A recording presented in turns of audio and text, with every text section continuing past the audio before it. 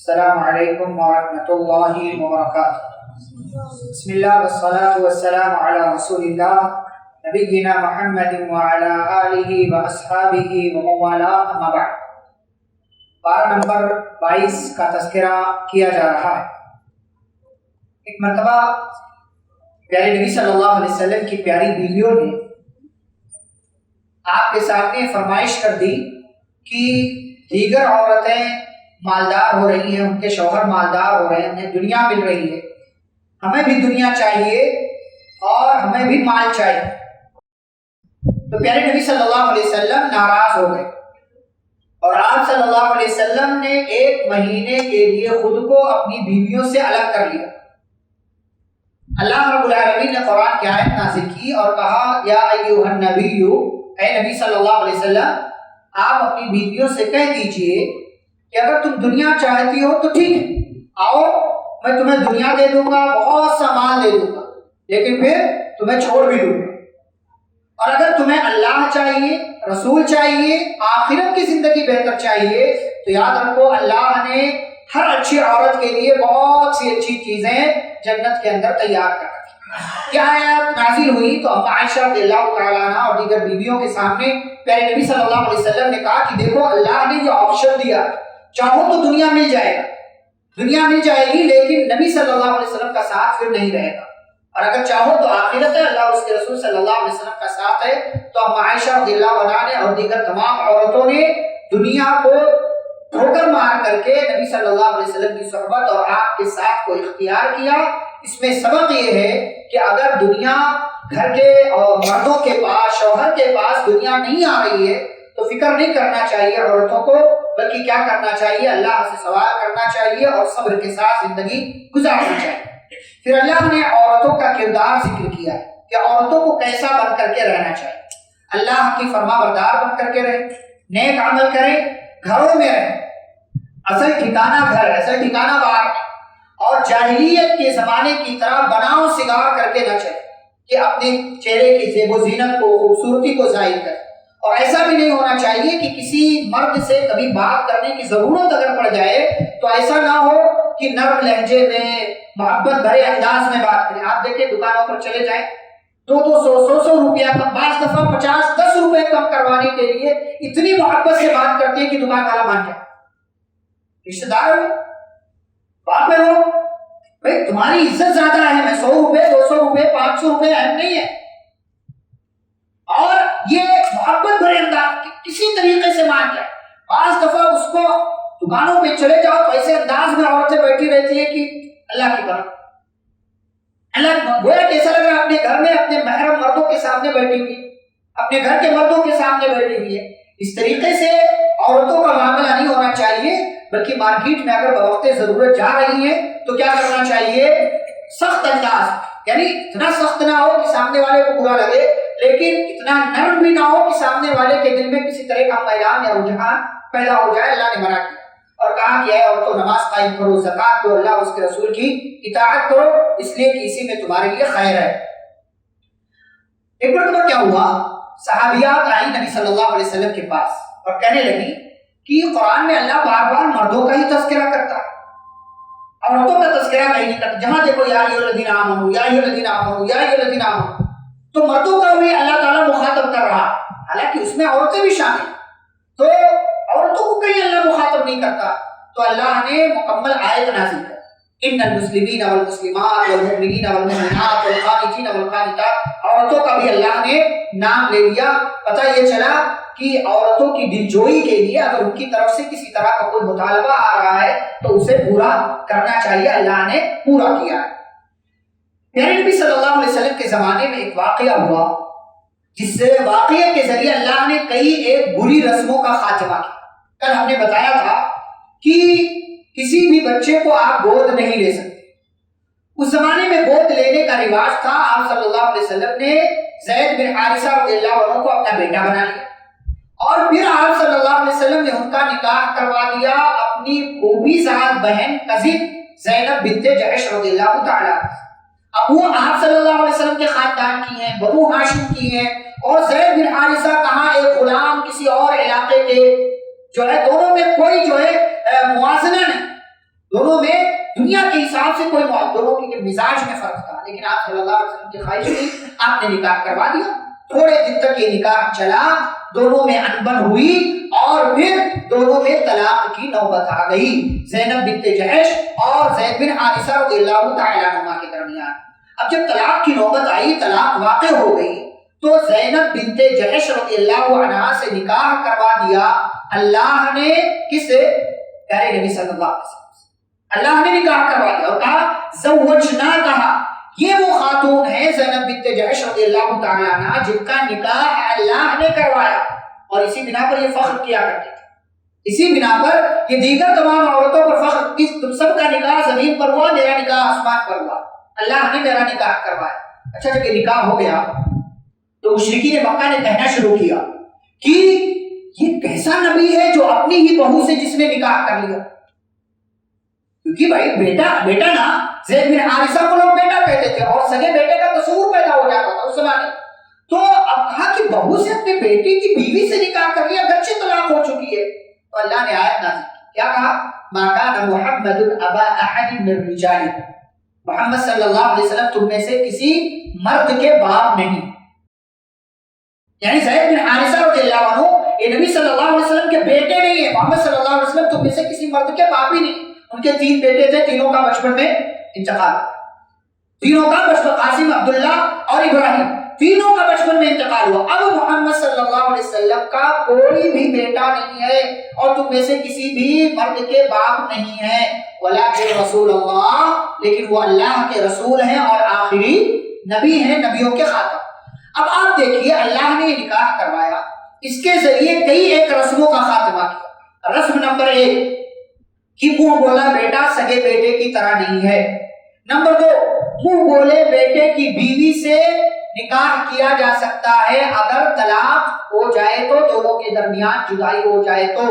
رسم نمبر 3 کہ کسی بھی انسان کو یہ عقیدہ قطعی طور سے نہیں رکھنا چاہیے کہ ابھی اور کوئی نبی آنے والا، کوئی پیغمبر آنے، جیسے یہودی انتظار کرتے تھے کہ ابھی آخری نبی نہیں آیا، ابھی آخری نبی نے، اسی لیے نبی صلی اللہ علیہ وسلم کو انہوں نے نبی نہیں مانا، رسول نہیں مانا۔ تو یہ عقیدہ ہمارا ہونا چاہیے کہ نبوت کا سلسلہ ختم ہو چکا ہے، اب کوئی نبی نہیں، کوئی رسول نہیں، کوئی پیغمبر نہیں، اور جو بھی دنیا کے اندر اب آئے گا اسے پیارے نبی صلی اللہ علیہ وسلم کی اتباع کرنی ہے اور آپ کے راستے پر چلنا ہے۔ اس کے بعد اللہ نے اللہ کا ذکر کرنے کا حکم دیا کہ صبح شام اللہ کو یاد کرو۔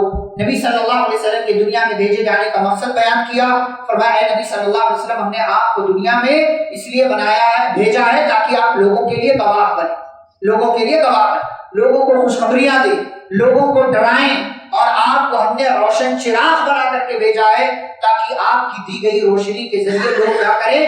فیض حاصل کریں اور اسی کی روشنی میں اپنی زندگی گزاریں۔ اس کے بعد اللہ نے امہات المومنین کا مقام بتایا۔ یعنی نبی صلی اللہ علیہ وسلم کی کتنی بیویاں تھیں؟ کیا آپ کی زندگی میں آپ کی 2 بیویوں کا انتقال ہو، ایک کون سی؟ خدیجہ رضی اللہ عنہا، سب جانتے ہیں۔ دوسری کون سی بیوی؟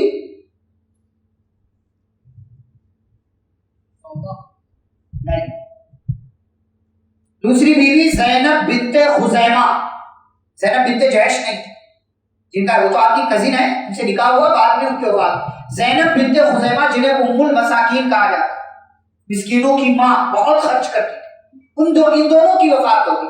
آپ کی 9 بیویاں آپ کی حیات میں آپ کے ساتھ تھی، اور جب آپ کی وفات ہوئی تو یہ 9 بیویاں آپ کے عقد میں تھیں۔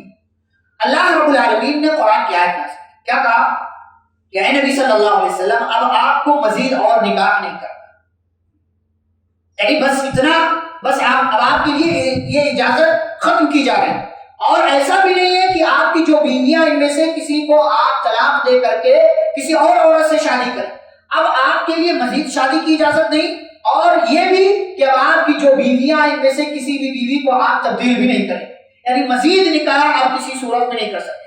آپ سوچیں ان عورتوں کا کتنا اونچا مقام اللہ نے کر دیا کہ چلے ٹھیک ہے نبی سے شادی تو ہوئی، لیکن ہو سکتا ہے نبی طلاق دے دیتے کسی کو، لیکن اللہ نے کہا نہیں، ان کو طلاق بھی نہیں دینا، گرچہ کسی عورت کی خوبصورتی آپ کو پسند آ جائے لیکن اب مزید کسی عورت سے آپ شادی نہیں کر سکتے، اور نہ ہی ان عورتوں میں سے کسی کو آپ طلاق دے کر کے کسی اور عورت کو اپنے نکاح میں لا سکتے ہیں۔ یہ ازواج مطہرات کا، امہات المومنین کا مقام۔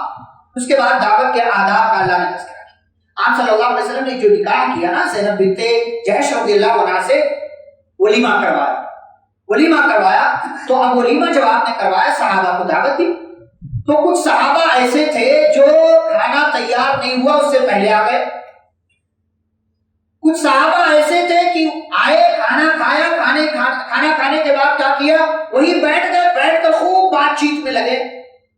نبی صلی اللہ علیہ وسلم کو یہ چیز پسند نہیں آئی، لیکن آپ نے کہا میرے صحابہ میرے ساتھی ہیں، ان کو کیا منع کرنا، ان کو کیا کہنا، آپ کو یہ بات اچھی نہیں لگی لیکن آپ نے کہا بھی نہیں، تو اللہ نے آیت نازل کی، کہا اے ایمان والو کسی کے ہاں دعوت ہو تو سب سے پہلے جب دعوت ملے تب جاؤ، بنا دعوت کے نہیں جانا۔ کیوں؟ اس لیے کہ بنا دعوت کے جانے والا ایسا ہے گویا کہ چور بن کے جاتا ہے، ڈاکو بن کے نکلتا ہے۔ ہاں یہ ہے بات، کتنے لوگ طفیلی میں جاتے ہیں۔ نمبر 1۔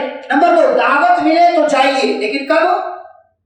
جب اعلان ہو کہ ہاں کھانا بن کر کے تیار ہو گیا یا آپ کو معلوم ہو، لیکن اتنی بھی لیٹ نہیں کہ ہمارے یہاں ایسا لگتا ہے 9 بجے چلے جاؤ فنکشن ہال میں تو لگتا ہے کہ دعوت ختم ہو گئی کیونکہ پتا چلا کوئی آیا ہی نہیں۔ ایسے ہمارے یہاں نکاح ہو رہا ہے، ولیمے ہو رہے ہیں، شادیاں ہو رہی ہیں، اور پھر کھانا کھا لے رہا بندہ تو کیا کرتا ہے؟ بیٹھ کے بات چیت کرتا ہے۔ یہ بھی اصول کے خلاف، یہ دعوت کے آداب کے خلاف۔ ہمارے یہاں کیا کرتے ہیں لوگ؟ کرسیاں پکڑ پکڑ کے کھڑے ہیں دعوت، اب میری باری، اب میری باری۔ دعوت کے آداب سمجھیں، شریعت نے کیا طریقہ بتایا، شریعت نے کیا تعلیم دی۔ کھانا کھائیے، آ جائیے اپنے گھر، وہاں بیٹھ کر بات چیت میں مت لگے، دوسروں کے لیے جگہ خالی کیجیے۔ کچھ لوگ تو ہے بیٹھ جاتے ہیں ٹیبل پر تو بیٹھے ہی رہتے، اور لوگ بھی ہیں بھائی، کھانا کھائیے جلدی سے جائیے۔ اب یہاں آپ بیٹھ کر کے پوری زندگی کا جو ہے 2-4 دنوں کا کوٹا پورا کرتے ہیں، یہ اصول کے خلاف بات ہے، یہ چیز اچھی نہیں ہے، یہ سماج و معاشرے کے بھی خلاف ہے، اخلاقی اعتبار سے بھی یہ غلط چیز ہے، اور دعوت کے اصول اور آداب کے خلاف ہے۔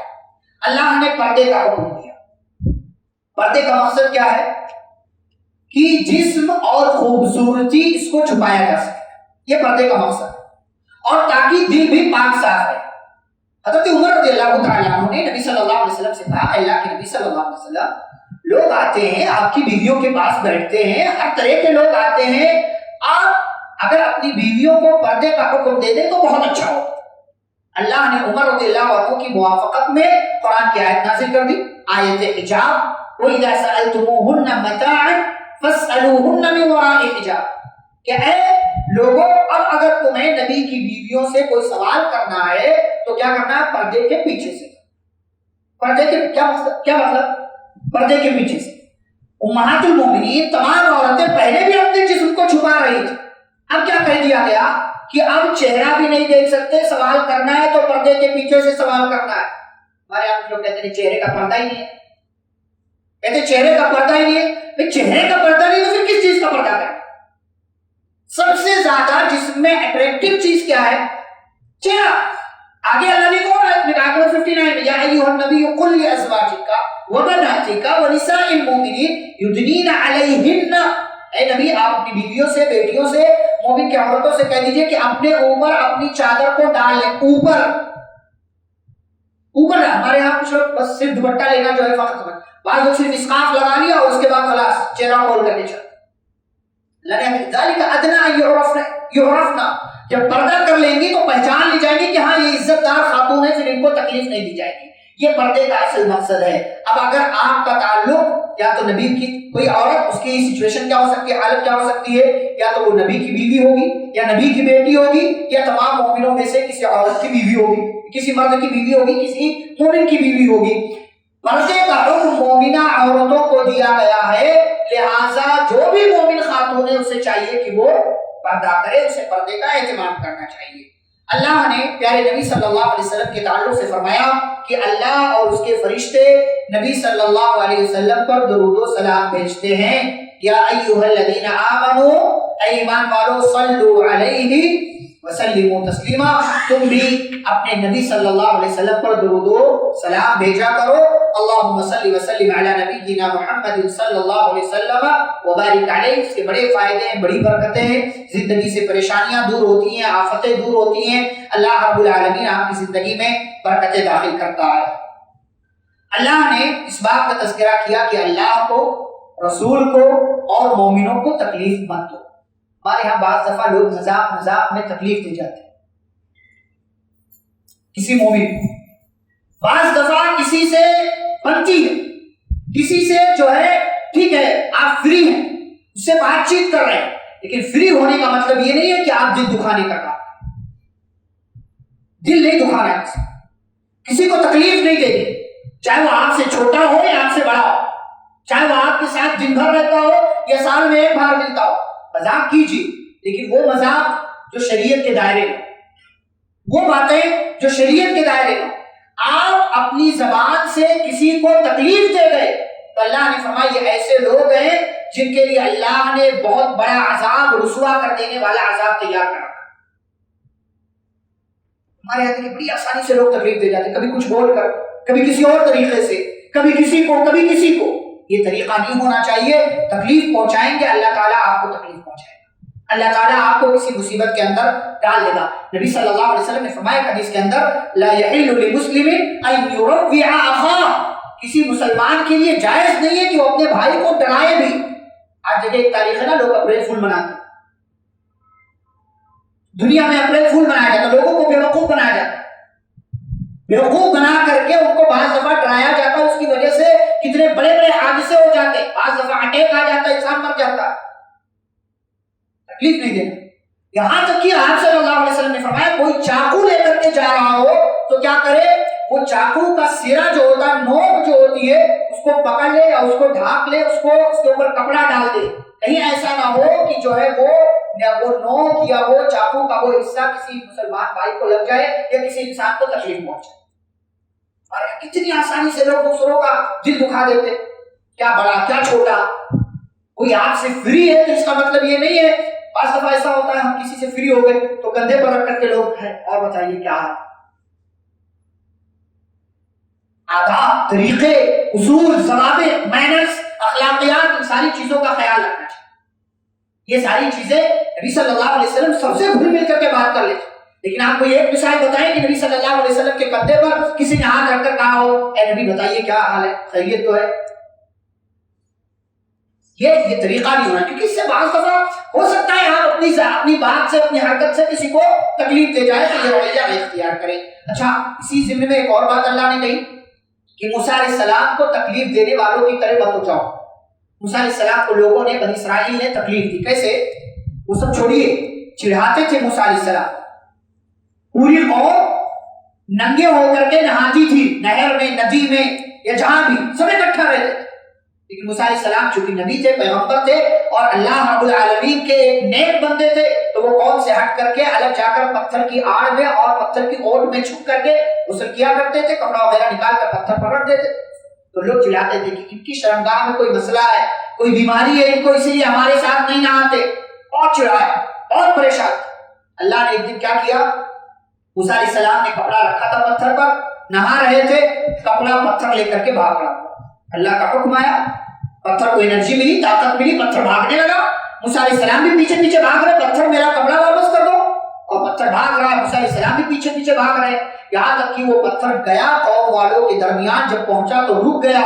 मूसा अलैहिस्सलाम ने कपड़ा लिया, कौम वालों ने उनको बिना कपड़े के देखा, और अब तक जिस चीज की वजह से चिढ़ा रहे थे उन्होंने देखा, अरे इनको तो कोई तकलीफ ही नहीं है, इनको कोई तकलीफ ही नहीं है। तो अल्लाह ने उनको नजात दे दी। उसके बाद कौम वालों ने चिढ़ाना बंद कर दिया। आपको पता है, आप जिसको बाज़ दफा चिढ़ा रहे होते हैं, जिसको तकलीफ दे रहे होते हैं, आपको नहीं पता कि उसका कितना ऊंचा मकाम अल्लाह के यहाँ, कितना ऊंचा। बाज़ दफा हमारे समाज में कुछ ऐसे लोग होते हैं जो दिखने में मैले, कुचैले, गरीब, कमजोर, लाचार, मुहताज, बेबस, कि उनका कितना ऊंचा मकाम है अल्लाह के यहाँ, सोच भी नहीं सकते।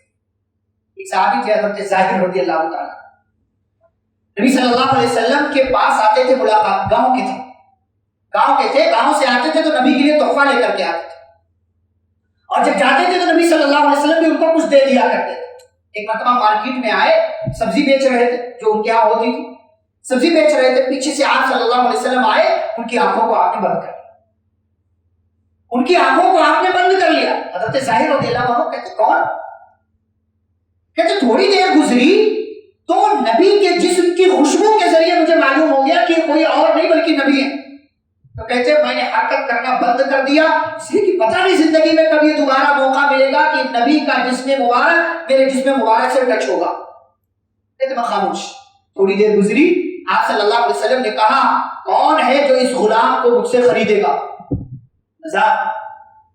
حضرت ظاہر رضی اللہ عنہ, اللہ کے نبی مجھے بیچ کر آپ کو کیا ملے گا؟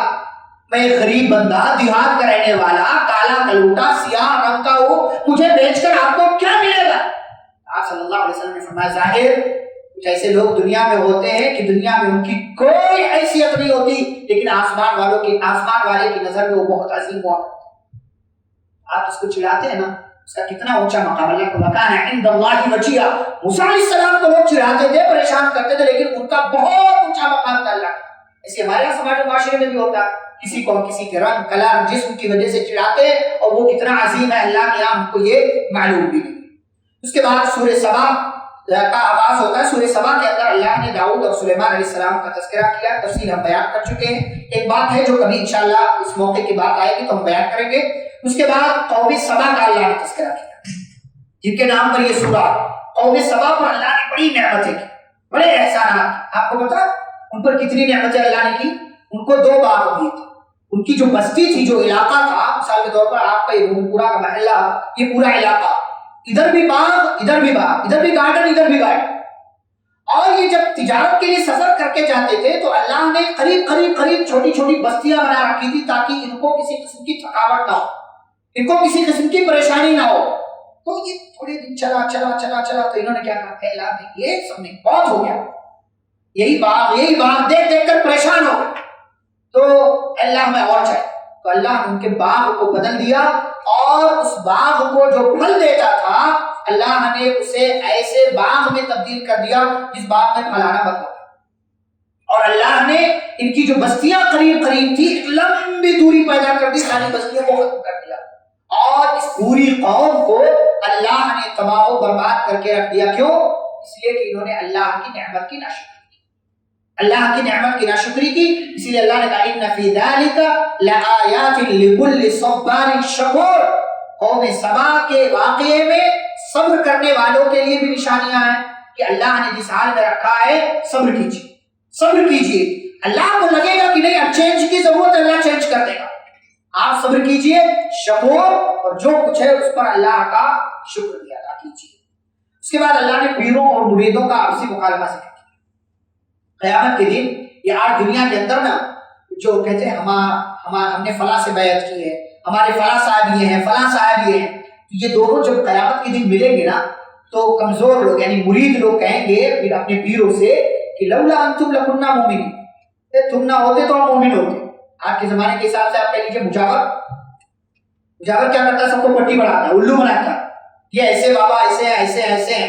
تو یہ لوگ کہیں گے ایسے پیروں سے کہ اگر تم نہ ہوتے تو ہم مومن ہوتے دنیا میں. تو وہ لوگ کہیں گے ارے جی ہمیں الزام لگا رہے ہو, ہم نے روکا تھا تم کو راستے سے, ہم نے تو اپنی بات بیان کی, اللہ کی بات واضح تھی, تمہیں اللہ کی بات قبول کرنا چاہیے. تو یہ کمزور لوگ کہیں گے دنیا میں کیا کیا ہے سب تم کو بتایا, ہم اللہ سے تمہارے لیے بددعا کریں. کیا کہیں گے وہ لوگ, یا لیتنا اطعنا اللہ واطعنا الرسول, اے کاش ہم نے اللہ کی اطاعت کی ہوتی, رسول کی اطاعت. اللہ سے کہیں گے اللہ ہم نے اپنے بڑوں کی بات مانی, انہوں نے ہمیں تیرے راستے سے گمراہ کر دیا, اے اللہ ان کو ڈبل عذاب دے, ان پر اپنی لعنت نازل فرما. تو اللہ تعالیٰ دونوں کو عذاب میں ڈال دے گا کہ تم گمراہ ہوئے اور ان لوگوں نے گمراہ کیا, دونوں کو اللہ رب العالمین عذاب کے اندر ڈال دے گا. اس کے بعد سورہ فاطر کا آغاز. سورہ فاطر کی ابتدا میں فرشتوں کا تذکرہ. فرشتے اللہ کی مخلوق, اللہ نے کس سے پیدا کیا؟ نور سے. اللہ نے نور سے پیدا کیا. فرشتوں کی تعداد کتنی ہے نہیں پتا, کسی کو نہیں معلوم, اندازہ یہ بھی نہیں کر سکتے آپ کتنے فرشتے اللہ نے بنائے. آپ کو پتا ہے جہنم کو کھینچ کر لایا جائے گا جب قیامت کے دن, اس کو کھینچ کر لانے والے فرشتوں کی تعداد 490 کروڑ ہے. 490 کروڑ. جہنم کی 70,000 لگامیں ہوں گی. لگام سمجھتے, گھوڑے کو جو لگام لگائی جاتی ہے، رسی کا لیجیے آپ، 70,000 لگام ہوں گے اور ہر لگام کو 70,000 فرشتے پکڑے ہوں گے. اب 70,000 کو 70,000 سے ملٹیپل کرے، 7 7 49، 490 کروڑ کی تعداد ہے. یہ صرف جہنم کو کھینچ کر لانے والے. اور اس سے پہلے بتایا گیا تھا آپ کو کہ بیت معمور جو 7ویں آسمان پر مسجد ہے فرشتوں کے لیے، وہاں روزانہ کتنے فرشتے داخل ہوتے ہیں؟ 70,000. پھر قیامت تک ان کی باری نہیں آنے والی. اب آپ سوچئے فرشتوں کی تعداد کتنی. اور اس سے بھی زیادہ ایک اہم حدیث، آسمان پہ کوئی ایک بالشت سمجھتے ہیں؟ یہ بالشت آپ 6-7 انچ، کوئی ایک بالشت کے برابر بھی جگہ خالی نہیں ہے جہاں کوئی فرشتہ رکوع میں یا سجدے میں یا قیام کے حالت میں نہ ہو. اتنا بڑا آسمان، ایک بالشت بھی جگہ خالی نہیں ہے. یہ ہے فرشتوں کی تعداد. اللہ اس سے مختلف کام لے رہا. فرشتوں کے سردار جبریل علیہ السلام، ان کے ذمہ کیا کام تھا؟ پہلے وحی لے کر آتے تھے، اب مختلف کاموں کے لیے اللہ رب العالمین دنیا میں ان کو بھیجتا ہے. کوئی خاص فکس کام نہیں. اسرافیل علیہ السلام سور میں پھونک مارے گے. میکائیل علیہ السلام جی بارش برسانے کا کام ان کے ذمہ ہے. اس کے علاوہ اور کون فرشتہ ہے؟ اسرائیل کا نام کا کوئی فرشتہ نہیں. ہمارے یہاں لوگوں میں مشہور ہے موت والا فرشتہ اسرائیل، ایسا کوئی نام نہیں. اس کو ملک الموت اللہ نے کہا، موت کا فرشتہ، اس کا نام نہیں آیا. اور کون سا فرشتہ ہے؟ منکر نکیر. کہاں آئیں گے؟ قبر میں. یہ قبر میں آئیں گے سوال جواب کرنے. خوب کا ایک کلوٹے سیاہ قوی ہیکل، ایک دم طاقتور تندرست، دیکھنے والا دیکھ کر کے ڈر جائے. اور کون سے فرشتے ہیں؟ کرامن کاتبین، جو آپ کی اچھائیاں اور برائیاں لکھتے. اور کون سے فرشتے ہیں؟ ہاروت ماروت. سلیمان علیہ السلام کے زمانے میں اللہ نے لوگوں کی آزمائش کے لیے ان کو بھیجا تھا. اور کون سا فرشتہ؟ جنت کا فرشتہ کیا نام اس کا؟ داروغہ رضوان. جہنم کا مالک، جہنم کا فرشتہ داروغہ مالک. اللہ کے عرش کو کتنے فرشتوں نے اٹھا رکھا ہے؟ 8. اب آپ سوچے فرشتوں کی طاقت کتنی. وہ عرش جو آسمان و زمین سے کہیں زیادہ بڑا، اس عرش کو صرف 8 فرشتوں نے اٹھا رکھا. یہ وہ فرشتے ہیں جن کے بارے میں بتایا گیا ہے. اور جہنم پر کتنے فرشتے مقرر ہیں؟ علیہا 19. کتنے؟ 19 فرشتے. اس کے علاوہ فرشتے کون ہیں، کتنی تعداد ہے ان کی، اللہ اعلم. اور جبریل فرشتوں کے پاس پر ہے. فرشتے کے پاس پر ہوتا ہے، فرشتوں کے پاس پر ہے.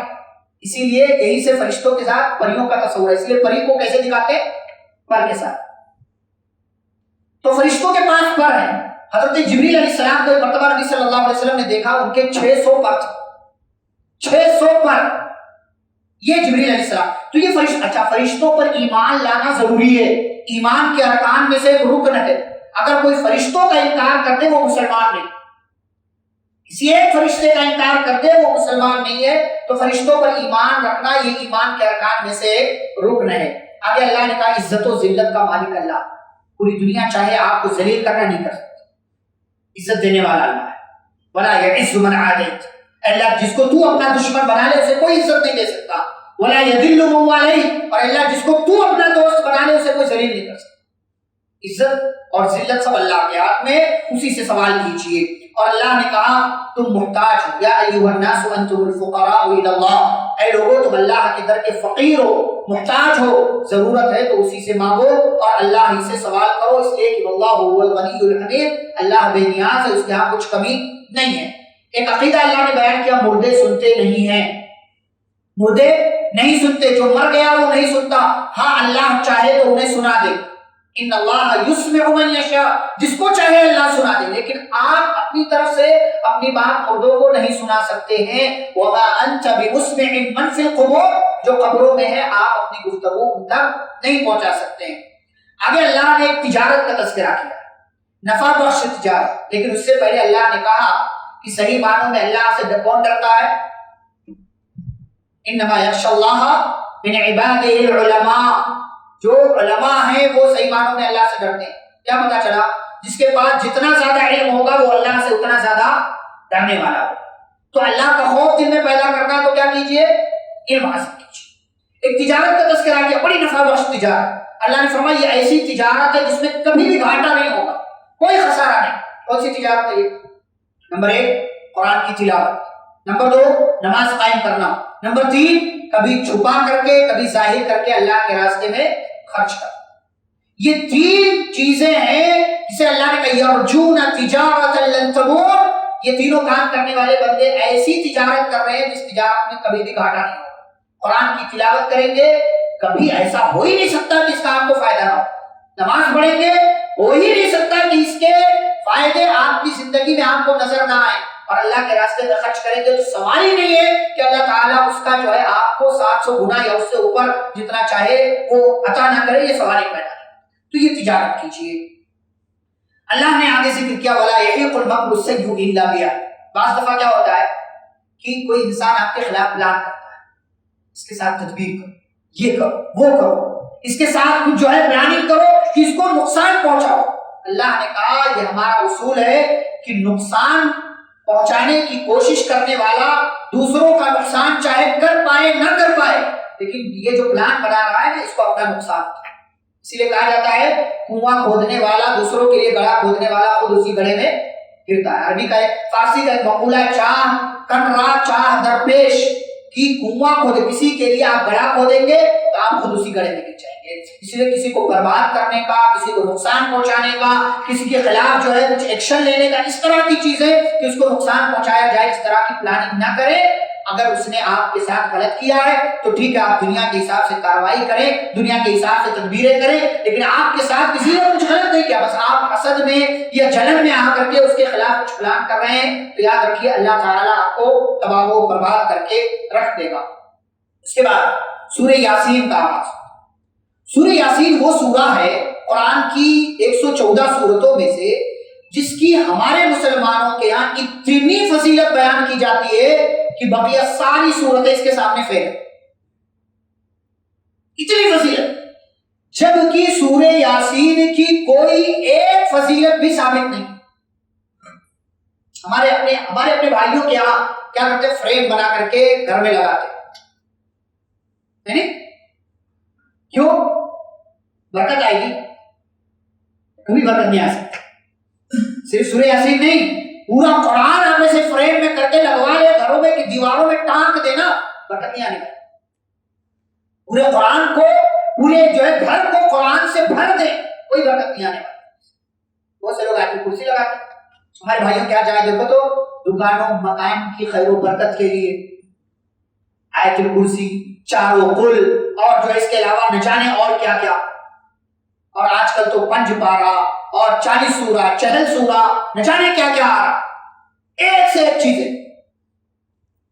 وہ جو دکان پہ لگا کر کے ایک چھوٹی سی کٹیا میں بیٹھتا وہ بھی لگا کر کے رکھتا. دکانوں مکان کی خیر، اس سے پوچھو برکت آئی، اس سے پوچھو برکت آئی. یہ ساری چیزیں یہ غلط ہیں. اس کو نہیں، قرآن کی آیتیں تختی بنا کر کے اور جو ہے فریم بنا کر کے لٹکا لینے سے برکت نہیں آنے والی. اور سورہ یاسین کی تو کوئی فضیلت ثابت ہی نہیں، کوئی فضیلت ثابت نہیں. لیکن آپ دیکھیں کوئی انسان مرنے والا ہو، قرآن خوانی کی جاتی ہے، کیا پڑھا جاتا ہے؟ سورہ یاسین. پڑھو پڑھو پڑھو پڑھو، سب کو کام پہ لگا کے پڑھو سورہ یاسین. جو قرآن خوانی کرتی، قرآن خوانی اپنے آپ میں غلط. پھر یہ سوچ رہے کہ سورہ یاسین پڑھنا اس سے شفا ملے گی، یہ اپنے آپ میں غلط. ہاں سورہ یاسین قرآن کا حصہ ہے تو بنا کسی عقیدے کے اس کو پڑھیں گے تو ظاہر سی بات ہے فائدہ ہوگا. لیکن پیچھے آپ کوئی لاجک رکھیں، کوئی فضیلت بیان کریں کہ سورہ یاسین کی یہ فضیلت ہے، یہ فضیلت ہے، یہ فضیلت ہے، اس کی وجہ سے پڑھیں گے تو ہمارا فائدہ ہوگا، تو ایسی کوئی فضیلت ثابت نہیں. بعض لوگ سورہ یاسین کو قرآن کا دل کہتے ہر چیز کا ایک دل ہوتا ہے اور قرآن کا دل سورہ یاسین ہے. کوئی دل نہیں ہے، کوئی جگر، کوئی گردہ، کوئی کلیجی نہیں بھائی. اس طرح کی کوئی بھی چیز ثابت نہیں ہے شریعت سے، احادیث سے، پیارے نبی صلی اللہ علیہ وسلم کے فرمان سے. تو سورہ یاسین کی فضیلت بتانا، بیان کرنا، لٹکا لینا، فریم کروا لینا، یہ سب اپنے آپ میں غلط ہے. صحابہ سے اس قسم کی کوئی بھی بات ثابت نہیں ہے. سورہ یاسین کی ابتدا میں اللہ نے ایک گاؤں میں بھیجے جانے والے 3 رسولوں کا تذکرہ کیا. وہ تذکرہ 2 منٹ میں کر کے بات ختم کرتے ہیں. اللہ نے 3 رسولوں کو بھیجا ایک گاؤں. وہ رسول آئے، انہوں نے قوم کے لوگوں کو دعوت دی، کہا کہ بھائی ہم اللہ کے رسول ہیں. تو انہوں نے کہا مان تم اللہ بشر مثلنا، تم تو ہماری طرح انسان نظر آتے ہو، تم تو جھوٹ بول رہے ہو، تم رسول ہو ہم رسول نہیں ہیں، تم انسان ہو اور انسان رسول کیسے ہو سکتا ہے؟ تو انہوں نے کہا ہمارا رب جانتا ہے کہ ہم رسول ہیں और हमारा काम सिर्फ पहुंचा देना है, मानना ना मानना तुम्हारा काम। तो गांव वालों ने कहा भाई हम तुम्हें मनहूस समझते हैं, तुम हमारे लिए बुरे हो, निकल जाओ यहाँ से, वरना पत्थर से मार मार कर हलाक कर देंगे या किसी और सजा में मुब्तला कर देंगे। तो रसूलों ने कहा भाई तुम्हारी नबूसत तुम्हारे साथ, तुम्हारा अकीदा तुम्हारे साथ, तुम्हें नसीहत कर दी गई, हमने अपना काम कर दिया, तुम हद से तजावुज करने वाली कौम हो। अच्छा, एक बंदा मुसलमान हो गया, गांव में रहता था, वो गांव के किनारे उसका घर था, भागता हुआ दौड़ता हुआ आया, कौम के लोगों को नसीहत की, या कौम इत्तबिउल मुरसलीन, ए मेरी कौम के लोगों इस रसूल की बात को मान लो, इस रसूल की इत्तिबा कर लो, इन रसूलों की बात को तस्लीम करके अल्लाह की तौहीद का इकरार कर लो। देखते नहीं हो कि रसूल ऐसे हैं कि अपने काम पर तुमसे कोई मेहनताना और कोई अजर, कोई बदला नहीं मांग रहे, और मैं ईमान ला चुका हूँ, क्यों ना लाऊं, मैं उस अल्लाह की इबादत क्यों ना करूं जिसने मुझे पैदा किया है। अगर उस अल्लाह के साथ किसी और की इबादत करूंगा तब तो मुझे मेरा नुकसान हो जाएगा और फिर मेरा घाटा और खसारा हो जाएगा। फिर अल्लाह रब्बुल आलमीन ने उसको मौत दे दी, कौम के लोगों ने मारना चाहा, अल्लाह रब्बुल आलमीन ने उसको मौत दे दी, रसूलों को बचा लिया, और इस बंदे को अल्लाह ने जन्नत में दाखिल किया। तो अल्लाह ने कहा कि जब जन्नत में गया तो कहने लगा या लैता कौमी यअलमून, काश कि मेरी कौम समझती कि मेरे ईमान लाने का ये फायदा हुआ कि अल्लाह ने मुझे जन्नत में दाखिल कर दिया, मुझे माफ कर दिया, मेरी कौम भी ईमान ले आती तो मेरी कौम को भी अल्लाह जन्नत में दाखिल कर देता। पता ये चला कि ईमान लाने में नजात है, रसूल की बात को तस्लीम कर लेने में नजात है, तौहीद को इख्तियार करने में नजात है। इसकी बुनियाद पर पिछले तमाम गुनाह अल्लाह रब्बुल आलमीन माफ कर दिया करता है। उसके बाद पारा नंबर 23 है, इंशाअल्लाह कल हम 2 पारा आपके सामने तफसील बयान करेंगे। ताखरात है पारा नंबर 23 और 24, 2 पारे का तज़किरा, और इसके आगे जो 3 रातें हैं ताखरातें 23, 25, 27, इंशाअल्लाह 2-2 पारे हम आपके सामने जिक्र करेंगे। अल्लाह रब्बुल आलमीन हम सभी को कुरान और हदीस की बातों को पढ़ने, समझने, उन पर अमल करने की तौफीक अता फरमाए। आमीन। सल्लल्लाहु अलैहि वसल्लम। अस्सलामु अलैकुम व रहमतुल्लाहि व बरकातुहू।